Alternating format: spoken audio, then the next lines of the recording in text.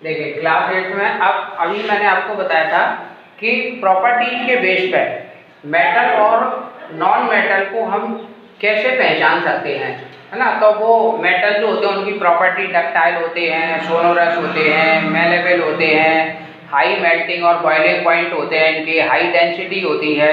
कुछ एक्सेप्शन है वो मैं अलग से लिखाऊंगा आपको, है ना।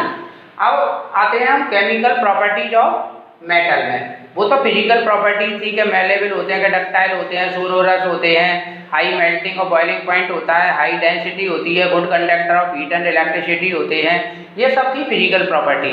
अब केमिकल प्रॉपर्टीज में सबसे पहले आता है, अगर मेटल ऑक्सीजन के साथ रिएक्शन करता है तो क्या होता है। तो मेटल ऑक्सीजन के साथ रिएक्ट करके मेटल ऑक्साइड बनाता है। और जितने भी मेटल के ऑक्साइड होते हैं they are basic in nature. Nature में कैसे होते हैं ये? बेसिक इन नेचर होते हैं। यानी जैसे मेटल हमने लिया मैग्नीशियम, इसको हम क्या बोलते हैं? Mg किसका सिंबल है? मैग्नीशियम। और इस ये O2 किसका है? ऑक्सीजन। तो इन दोनों के कॉम्बिनेशन से जो बेसिक ऑक्साइड बना वो बना मैग्नीशियम ऑक्साइड, ठीक है ना। अब हमेशा इक्वेशन को बैलेंस करके लिखा जाता है। अब ध्यान से देखना बैलेंस करने का तरीका क्या होता है। Mg का यहाँ 1, Mg का यहाँ 1 इक्वल है, यहाँ ऑक्सीजन के 2, यहाँ ऑक्सीजन का 1।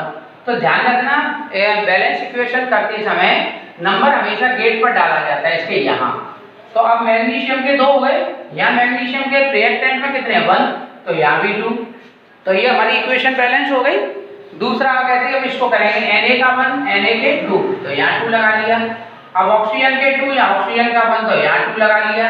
लेकिन यहाँ सोडियम के कितने हो गए? 2 2 जा 4, तो यहाँ 2 हटा करके हम क्या कर देंगे? 4। इसको क्या कहते हैं? Na किसका सिंबल होता है? सोडियम।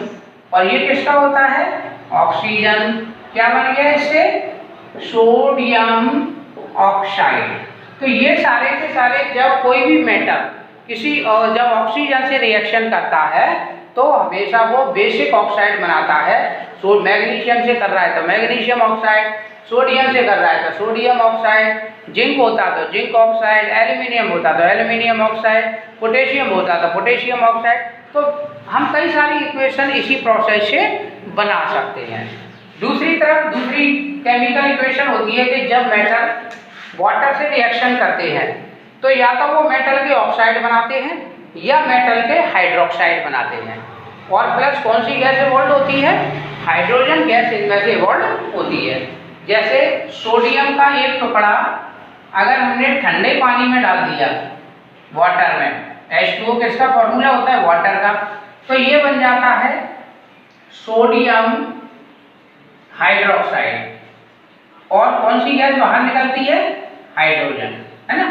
हाइड्रोजन गैस अब जब हम लैब में प्रैक्टिकल कर रहे होते हैं तो हमें ये कंफर्म करना होता है कि हाइड्रोजन गैस निकल रही है, तो पता कैसे लगाएं। तो जब एक माचिस की तीली जलती हुई और उस हाइड्रोजन गैस के पास लाते हैं तो it produce the pop sound. तो पॉप साउंड का प्रोड्यूस होना ही ये कंफर्म कर देता है कि इवॉल्व्ड गैस कौन सी है? हाइड्रोजन है। क्लियर।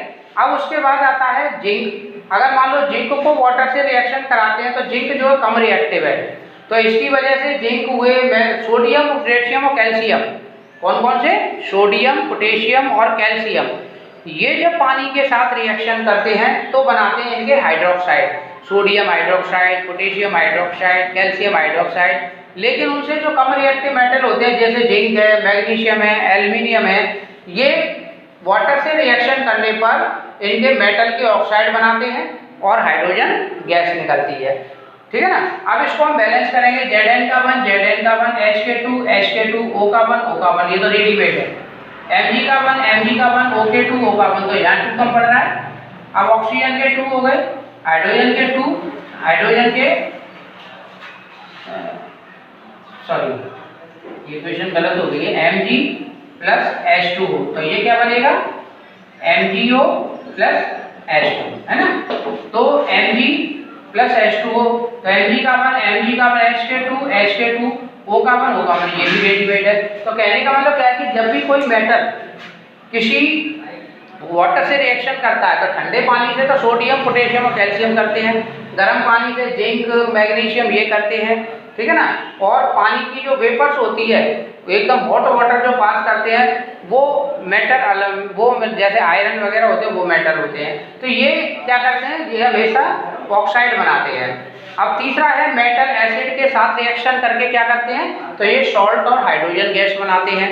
जैसे सोडियम को जब हम हाइड्रोक्लोरिक एसिड में डालते हैं, एसिड ध्यान रखना कौन कौन से होते हैं, एसिड आपको बता दूं ये 3 एसिड होते हैं जो लैब में हम यूज करते हैं, HCl hydrochloric acid, H2SO4 sulphuric acid और नाइट्रिक एसिड HNO3। ये तुम्हें ध्यान रखने हैं, है ना। तो HCl कौन सा होता है, इसका नाम लिख लो, क्या है, हाइड्रोक्लोरिक एसिड। दूसरा कौन सा होता है, H2SO4, इसको क्या कहते हैं, सल्फ्यूरिक एसिड। और तीसरा होता है nitric acid, HNO3, nitric acid. ये रिएजेंट बोलते हैं और सबसे ज्यादा लेबोरेटरी में यूज होने वाली ये एसिड है। तो जब किसी मेटल को हम एसिड के साथ रिएक्शन कराते हैं तो सॉल्ट और हाइड्रोजन गैस बनती है।